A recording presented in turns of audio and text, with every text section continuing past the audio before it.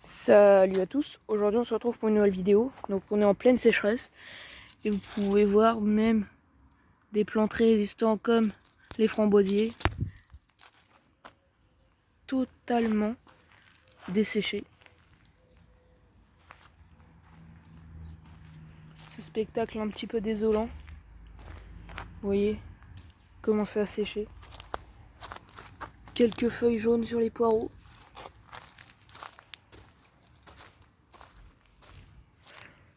Très clairement, la fraiserie a disparu. Tellement ravagée par l'été. Donc là on est sur les betteraves. Les betteraves vont clairement stopper leur croissance. Et là on est sur les carottes qui fanent. Il y en a pas mal quelques feuilles qui fanent sur pas mal de carottes. Encore des betteraves. Bon, faut dire que quand même on avait arrosé. Mais hop, regardez. Les tomates qui sont juste à côté de l'arroseur, donc qui étaient un peu plus humides. Une fourmi qui meurt dessus. Sont pas forcément très jolies non plus. Sont pas très longues et pas très épaisses.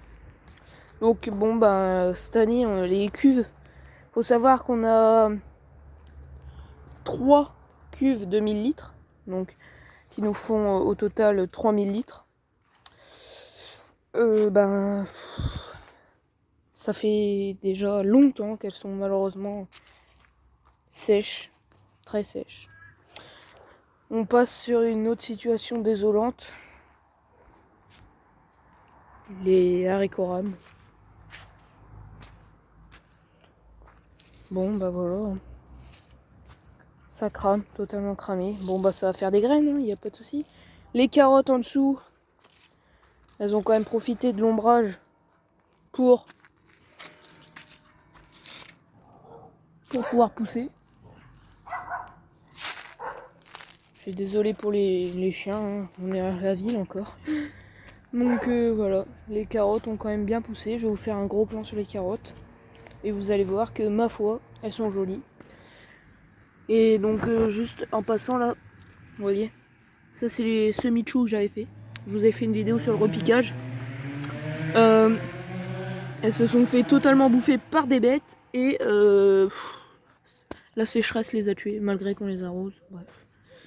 Donc alors on va prendre un endroit où il y a de jolies carottes, même si c'est très homogène au niveau de la réussite. Donc vous voyez qu'elles seront prêtes vers novembre. Donc c'est parfait pour faire mes carottes de conservation un peu tardives, c'est parfait. Donc voilà. On va passer sur une autre culture. Ces haricots que j'ai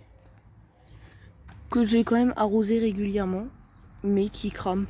La chaleur, ça crame tout en peu de temps. Et ce papier d'aluminium d'ailleurs qui s'en va pour effrayer les oiseaux, parce que ça c'est salade que j'ai repiqué. Il y a une vidéo dédiée d'ailleurs aussi. Il n'y a que les mauvaises herbes, les herbes instantanées qui survivent. Hop, les petits céleris. Voilà.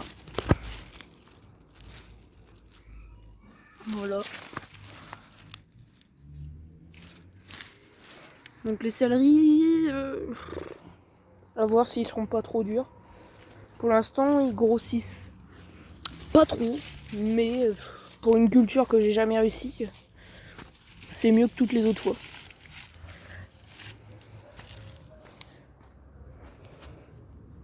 Donc vous voyez, preuve que j'arrose quand même régulièrement. Là j'ai une buse d'arrosage. Et là, vous voyez, avec la petite tétine. Hop. Bon, j'arrive pas à une seule main. Hop. Tiens, dis donc, les raccords Gardena, une seule main, ça en va très bien. Mais par contre, les autres, ça s'enlève pas. Voilà. Et donc là, ça va à l'arroseur automatique. Il y a une vidéo dédiée aussi. Voilà. Je voulais aussi revenir sur ces arroseurs. Bon, je sais pas du tout une vidéo sponsorisée. Les petits raccords comme ça là, Ozeloc. Je vais vous faire un gros plan. Très très bonne qualité. Quasiment, c'est même meilleur que Gardena au final. Gardena, j'ai l'impression que c'est un peu fragile. Un peu fragile. Et un peu cher. Ceux-là, ils sont quand même nettement moins chers et plus résistants.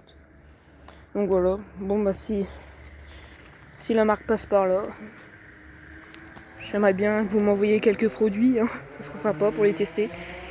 Donc les tomates, bon. On a eu une belle récolte là, mais quand je vois mes pieds de tomates qui sont comme ça, c'est un peu désolant. Les courgettes. Bon, les courgettes, vous voyez, regardez. C'est encore humide alors que j'ai pas arrosé aujourd'hui. Ça fait 3, 4, 5 jours que j'ai pas arrosé les courgettes. Et bon, bah, vu que c'est ombré par les grandes feuilles, voilà. Bon, là par contre, j'ai arrosé ce soir les concombres parce que un concombre, c'est quoi? C'est que de l'eau. Et vu que j'ai envie d'en manger quelques-uns quand même. Voilà. Les maïs, bon, les maïs, ça se plaint pas. Hein. Ça se plaint pas, je vous ai peut-être pas dit, mais regardez, les gros épis que j'ai. Faut savoir que il y a 3 jours, j'en ai cueilli un. Il était quasiment fini. Hein. Il y avait 3 rangées de grains qui manquaient, c'était tout. Et il était très sucré. Donc voilà. Donc, ben, c'est dommage de voir que le réchauffement climatique fait tant de dégâts. Les oiseaux meurent de soif. Et là-bas, il y a même un chat qui gratte dans la terre. Je sais pas ce qu'il cherche. C'est marrant. Bon, voilà. Les oiseaux meurent de faim. Bon, là, vous voyez, en culture traditionnelle, il n'y a pas un ver dans le sol. Il n'y a que des fourmis. Bon, par contre, dans mon bac, franchement, ça se rattrape bien. Parce que dans mon bac, c'est grouillé de vie. Et c'est bien. Donc voilà. Donc c'était le potagiste du Nord pour cette vidéo un petit peu désolante. J'espère qu'elle vous aura plu. Si elle vous a plu, vous pouvez liker, partager et vous abonner. Et on se retrouve très prochainement pour une nouvelle vidéo. Bye.